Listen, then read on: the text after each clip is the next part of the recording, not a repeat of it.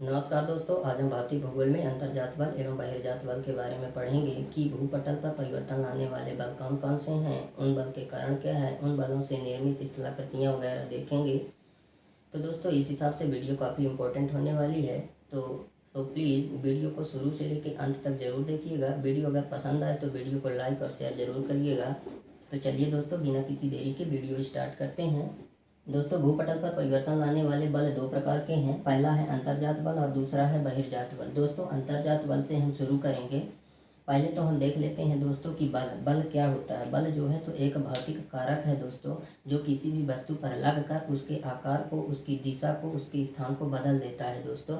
उसी को हम बल या फोर्स कहते हैं दोस्तों।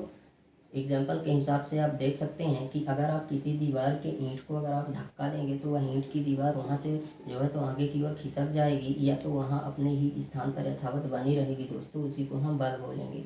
तो दोस्तों हम देख लेते हैं अब अंतर्जात बल। यह है पृथ्वी के आंतरिक भागों से उत्पन्न होने वाला बल ही दोस्तों अंतर्जात बल, या जिसको अंग्रेजी में हम एंडोजेनेटिक फोर्स बोलते हैं दोस्तों।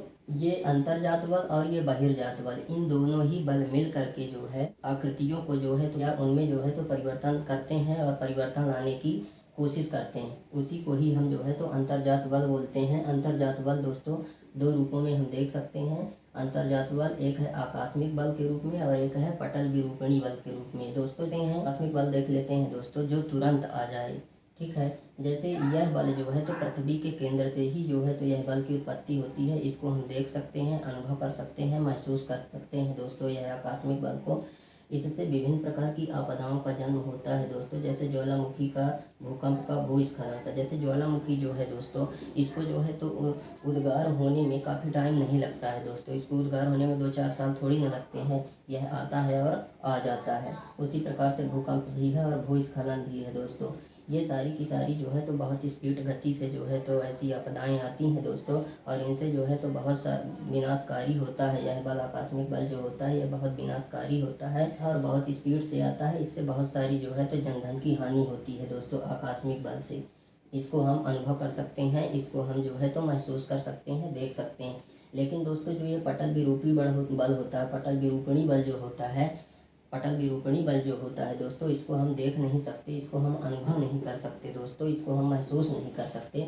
क्योंकि इस बल की जो उत्पत्ति होती है दोस्तों वह पृथ्वी के अंदर धीमी गति से, क्षैतिज व ऊर्ध्वाधर रूप में धीमी गति से होती है दोस्तों। इसीलिए इस पटल विरूपणी बल का जो रिजल्ट है दोस्तों हमको काफ़ी लाखों वर्षों बाद जो है तो देखने को मिलता है। पर्वत वगैरह बनकर जो है तो निकलते हैं दोस्तों इस बल से।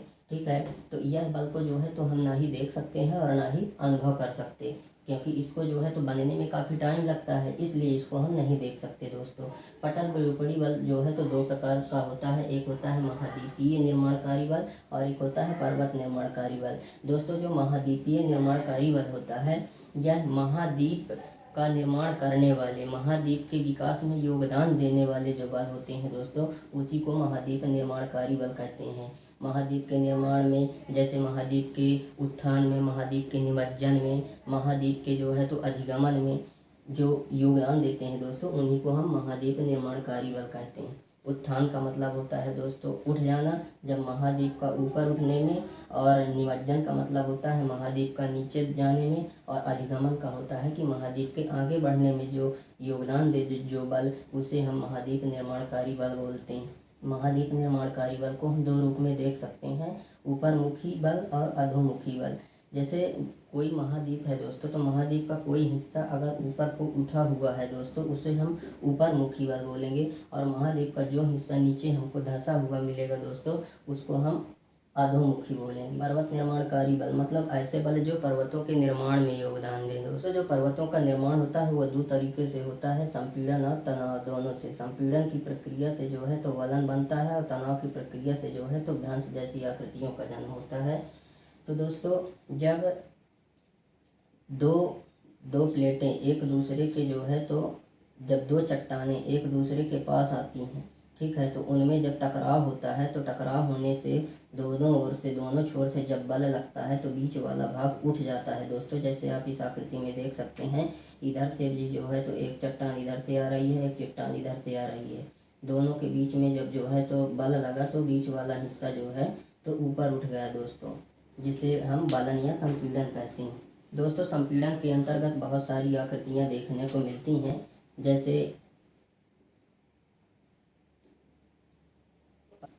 ये संपीड़न के अंतर्गत बहुत सारी आकृतियों का जन्म होता है, जिसमें जो है तो जो जैसे ये कोई पर्वत निर्माण में जो है तो कोई ये चट्टान है, उस चट्टान के ऊपर उठे वाले हिस्से को हम अपनति बोलेंगे और नीचे धंसे हुए वाले भाग को हम अभिनति बोलेंगे। दोस्तों अपनति व अभिनति में भी कई अन्य तरह की जो है तो आकृतियाँ देखने को मिलती हैं पर्वत निर्माण के क्रम में। जैसे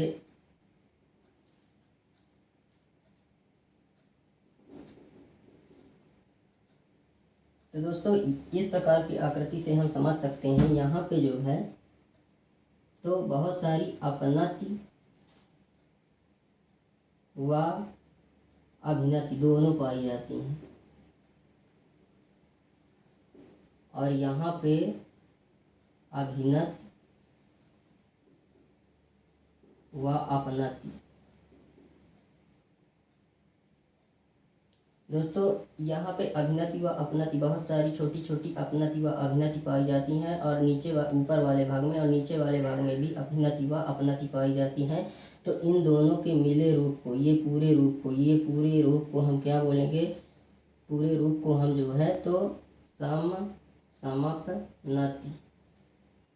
ये पूरे रूप को जो है तो जहाँ पे अपनति छोटी छोटी, जहाँ पे पर्वत निर्माण में जो दोस्तों ये चट्टान है, चट्टान के ऊपर जो अपनति व अभिनति छोटी छोटी पाई जाती हैं दोस्तों, उसको हम सम्मिलित रूप से समपनति बोलते हैं ऊपर वाले भाग में। और जब चट्टान के जो नीचे वाला भाग है दोस्तों, उसको जहाँ पे अभिनति व अपनति पाई जाती हैं उसको हम समअभिनति बोलते हैं। उसको हम समअभिनति बोलते हैं। ठीक है, तो इस प्रकार की जो है तो आकृतियाँ बनती हैं दोस्तों संपीड़न के अंतर्गत। नेक्स्ट हम देख लेते हैं दोस्तों तनाव देख लेते हैं दोस्तों। पर्वत निर्माणकारी बल के अंतर्गत हम तनाव को देख लेते हैं दोस्तों। जब दो प्लेटें एक दूसरे से दूर जाएंगी दोस्तों, तो यहाँ पे जो ये वाला हिस्सा है दोस्तों, ये वाला हिस्सा भ्रंश कहलाता है दोस्तों। ठीक है, भ्रंश कई तरह के होते हैं, जिसमें से हम दो को देख लेते हैं। एक है सामान्य भ्रंश और एक है व्युत्क्रम भ्रंश। सामान्य भ्रंश क्या होता है, जब चट्टानें जो है तो दो प्लेटें क्या होती हैं, ऊपर नीचे होती हैं दोस्तों, उसको सामान्य भ्रंश कहते हैं। और जब चट्टानों में जो है तो घर्षण होता है दोस्तों, उसको हम व्युत्क्रम भ्रंश कहते हैं दोस्तों। नेक्स्ट हम देख लेते हैं बहिर्जात बल को। बहिर्जात बल जो है तो दोस्तों, जो पृथ्वी के ऊपर यानी कि पृथ्वी की सतह पर जो बल का जन्म हो दोस्तों, उसे हम बहिर्जात बल कहते हैं। ऐसा बल जो पृथ्वी पर उपस्थित विभिन्न प्रकार की आकृतियों का रूप को बदल दे, यानी कि जैसे कि नदी का बहाव, तेज बारिश और भीषण तूफान, जो वहाँ के आकृतियों को बदल देता है दोस्तों, वहाँ की आकृतियों को जो प्रभावित करता है वही है बहिर्जात बल। दोस्तों बहिर्जात बल को हम दो रूपों में अपक्षय और अपर्दन क्रियाओं के रूप में समझ सकते हैं। अपक्षय का मतलब होता है दोस्तों कि किसी चट्टान का अपने ही स्थान पर टूट जाना अपक्षय कहलाता है, और अपर्दन होता है दोस्तों वही टूटे हुए, जो टूटा है, जो है तो टुकड़े टूटे हैं, जो कण टूटे हैं, वो जो है तो जब हवा या पानी के माध्यम से बहें दोस्तों, उसको हम अपर्दन बोलते हैं। और जब वही बहकर जाकर किसी एक स्थान पर जो है तो जम जाते हैं दोस्तों, जिसको हम निक्षेपण बोलते हैं। तो दोस्तों बहिर्जात बल में अपर्दन की क्रियाएं होती हैं, उसको हम देख लेते हैं दोस्तों। जैसे कि ये है अपघर्षण। जैसे मान लीजिए अपघर्षण की क्रिया कैसे होती है, जैसे मान लीजिए ये नदी गई हुई है, ये नदी है, ये नदी है, ये स्थल भाग है, ये भी स्थल भाग है। तो क्या होता है कि नदी अपने दाएं और बाएं दोनों ओर जो है तो क्या करती है, दोनों ओर के जो है तो छोरों को क्या करती है, अपर्दित करती है, कटाव करती है। यहाँ तक कि अपने नीचे भूतल वाले भाग को भी जो है तो नदी काटती है। इसको इसने काटा, उसको जब टुकड़ों में परिवर्तित कर दी काट कर, उसी को ही हम अपघर्षण बोलेंगे दोस्तों। और अपघर्षण की क्रिया जो है तो भूमिगत जल द्वारा नहीं बल्कि नदियों के बहने से होता है। उसी प्रकार से सन्निघर्षण होता है दोस्तों। जो टुकड़े हुए थे वे टुकड़े जब आपस में जो है तो उन टुकड़ों का जब आपस में घर्षण हुआ दोस्तों, जब वो टुकड़े आपस में घसें तो घिस करके वह जो है तो पूरा क्या हो गए दोस्तों, एकदम नॉर्मल हो गए, वो एकदम बालू में बदल गए, छोटे छोटे कणों में बदल गए, उसे ही हम जो है तो संधि घर्षण बोलेंगे दोस्तों।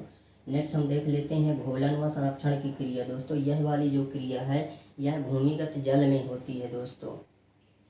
जैसे जल किसी चट्टान में पड़ता है दोस्तों, तो चट्टान पर जो भी कुछ कोयला व चूना जो भी उपस्थित होता है वह जल के साथ बह जाता है दोस्तों। ठीक है, उसी को घोलन या संक्षारण की क्रिया बोलते हैं। उत्पाटन की क्रिया क्या होती है दोस्तों? हिमानी के कारण उसके आसपास के चट्टानों का जब क्षरण होता है दोस्तों, उसी को ही हम उत्पाटन बोलते हैं।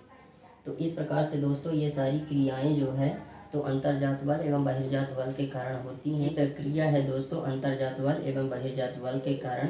तो दोस्तों उम्मीद करते हैं कि यह वीडियो आपको पसंद आया होगा। वीडियो अगर पसंद आया हो तो वीडियो को लाइक और शेयर ज़रूर करें, और अगर अभी तक आप लोगों ने हमारे चैनल को लाइक और सब्सक्राइब नहीं किया है तो लाइक और सब्सक्राइब कर दें, एंड बेल आइकन भी प्रेस कर दें ताकि हमारी नई नई वीडियो की नोटिफिकेशन अब तक सबसे पहले मिले। तो दोस्तों आज के लिए बस इतना ही, मिलते हैं आप सभी से नेक्स्ट वीडियो में, जब तक के लिए जय हिंद।